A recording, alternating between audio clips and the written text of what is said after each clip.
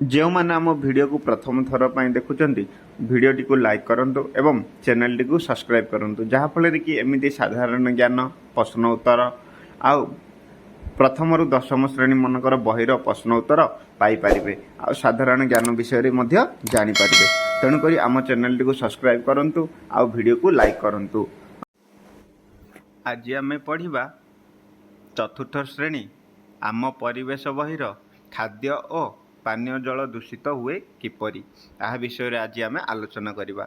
जो मैंने आम चैनल नुआ अच्छा चैनल को सब्सक्राइब करूँ एवं वीडियोटी को लाइक करूँ जहाँफल कि एमती नुआ नुआ प्रश्न उत्तर जीके बा साधारण ज्ञान प्रश्न उत्तर पाइपर। आज पढ़ा चलतु। यही चित्र में दर्शा जाइथिबा खेल माछी बसा और ठंडा खाद्य खाइबा उचित कि कोठरी रे केतेक खाद्यर नाम लिखा जाइछि तुमे एथि मध्यरु केउ गुडिक खाइबा को पसंद करिवो ओ काहेकि। गरम माछ भजा बासी पाउरुटी रंधा होई बेसी समय खोलारे रखा जाइथिबा तरकारी गरम रुटी बासी बरा चटका फल घोड़ा होई नथिबा भात अधा पाचि जाइथिबा कदली खोलारे थिबा मिठेई आउ केउं सब खाद्य खाइबा को तुमे पसंद करिवो नाही ओ काहेकि। खाद्य पदार्थ बासी होई गले किंबा बेसी दिन रही गले बाहरे रही गले ताहा पाचि जाए सेथिपाई विभिन्न प्रकार रोग जीवाणु बढ़ती। माछी ए सबु पचासड़ा और दूषित पदार्थ रे बसी थाए फल ता देहरे विभिन्न अंशरू रोग जीवाणु लगी जाती। यही माछी आम खाद्य बसी से रोग जीवाणु छाड़ी थाए।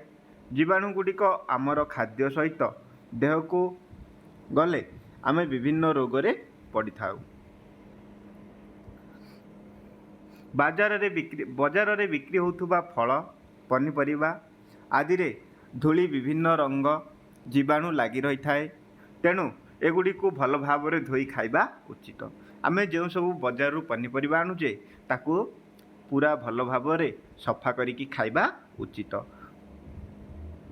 तुम घर बा विद्यालय रे पाचिबा पानी किंबा स्थानरू आनी थाओ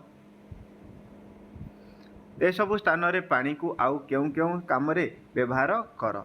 साधारणतः आमे नलकूप पाइप कूप पोखरी नदी इत्यादि पानी को पानीय जल रूपे व्यवहार करिथाउ। एही सबु स्थानर पानी को मध्य अन्य अन्य काम रे व्यवहार करा जाए।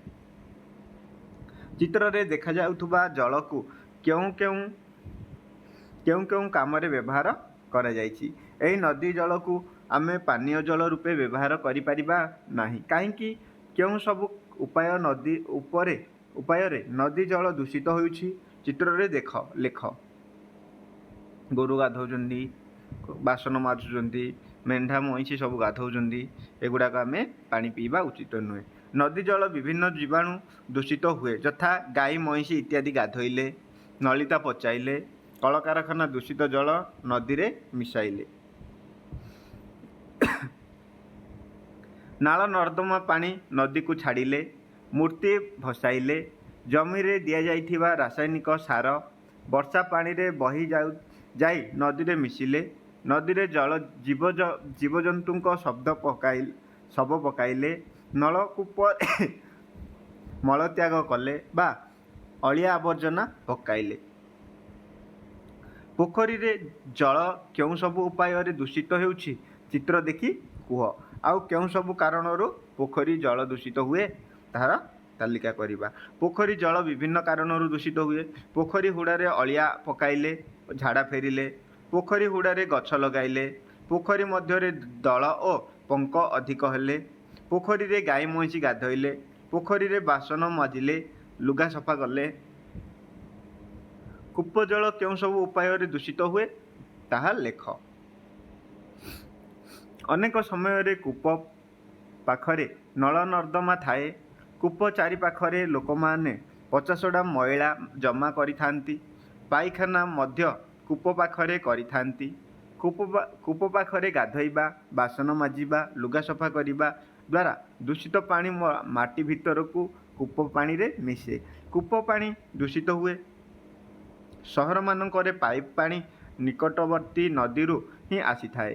ବର୍ଷା ଦିନେ ସେହି ପାଣି ବି ଗୋଳିଆ ଦେଖାଯାଏ।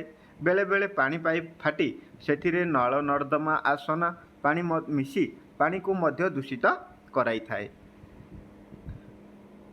କୂଅ, ପୋଖରୀ ଏବଂ ନଦୀ ଜଳ ଅପେକ୍ଷା ନଳକୂପ ଜଳ ଅଧିକ ବିଶୁଦ୍ଧ। ମାଟିରୁ ବେଶୀ ତଳକୁ ଆବର୍ଜନା ବା ଜୀବାଣୁ ପଶିପାରନ୍ତି ନାହିଁ। ତେଣୁ ନଳକୂପର ଜଳ ପ୍ରାୟତଃ ଆବର୍ଜନା ମୁକ୍ତ ଓ ଜୀବାଣୁ ମୁକ୍ତ। କିନ୍ତୁ ବେଳେବେଳେ ନଳକୂପ, ପୋଖରୀ ପାଖରେ ଯଦି କୌଣସି ଫାଟ ଥାଏ, ତେବେ ସେହି ବାଟ ଅପରିଷ୍କାର ଜଳ ମାଟି ତଳକୁ ଯାଇ ନଳକୂପ ଜଳ ଦୂଷିତ କରିଥାଏ। ତେଣୁ ଗଭୀର ନଳକୂପ ଜଳ ସବୁଠାରୁ ଅଧିକ ବିଶ୍ୱାସ। ବାଧ୍ୟତାମୂଳକ ବ୍ୟବହାର। ଫଟା ରୋଗ ହୁଏ, ଚର୍ମ ରୋଗ ହୁଏ, ଗୃହପାଳିତ ପଶୁଙ୍କୁ ବିଭିନ୍ନ ରୋଗ ହୋଇଥାଏ। ପାନୀୟ ଜଳ ବିଶୁଦ୍ଧ କରିବା କିପରି? ନିଜେ କରି ଦେଖ। ତୁମେ ପିଉଥିବା ଜଳ ବିଶୁଦ୍ଧ କି ନାହିଁ ପାଖରେ ଜଳ ବିଶୁଦ୍ଧ କି ନାହିଁ ଜାଣିବା ତୁମ ପାଇଁ କାମ। ଏକ ଘନିଷ୍ଠ ସେଣ୍ଟିମିଟର ଦୂଷିତ ପୋଖରୀ ଜଳର ଲକ୍ଷ ଲକ୍ଷ ରୋଗ ଜୀବାଣୁ ଥାଆନ୍ତି।